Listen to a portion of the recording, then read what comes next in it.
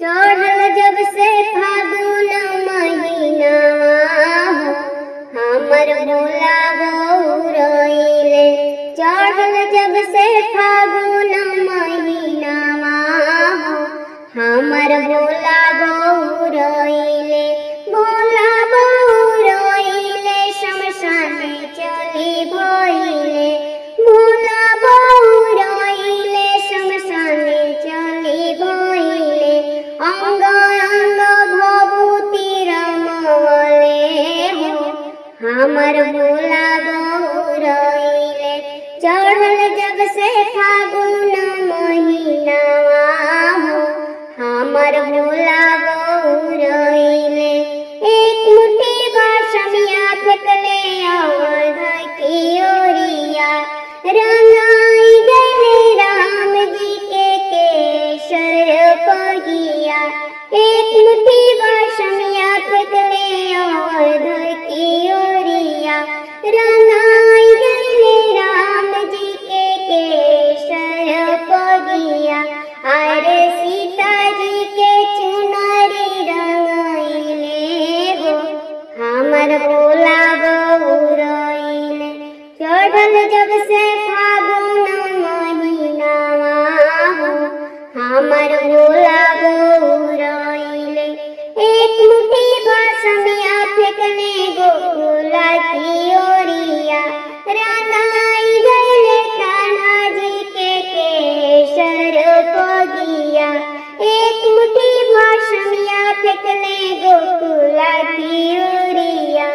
रंगाई गले कान्हा जी के केसर पगिया।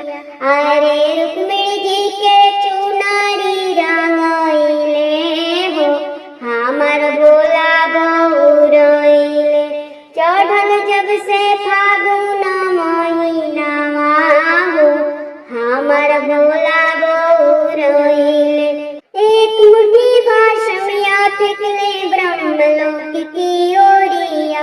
रंगाई गले ब्रह्मा जी के केसर पगिया। एक मुट्ठी बासमिया फेंकले ब्रह्मलोक की ओरिया। रंगाई गले ब्रह्मा जी के केसर पगिया।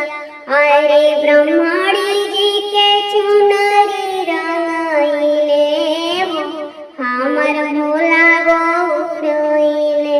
चढ़ल जब से फागुन महीनावा हो, हमर भोला बउरइले। एक मुट्ठी बासमिया फेंकले बैकुंठ की ओरिया। रंगाई गले श्रीहरि के केसर पगिया।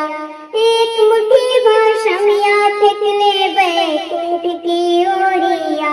रंगाई गले हरि जी के केसर पगिया।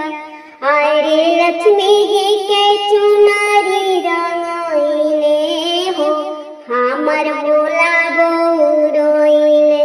चढ़ल जब से फागुन महीनावा हो, हमर भोला बउरइले।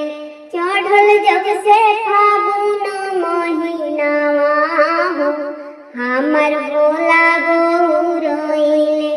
भोला बउरइले शमशाने चली भइले। भोला बउरइले शमशाने चली भइले। अंग अंग भस्मी रंगवले हो, हमर भोला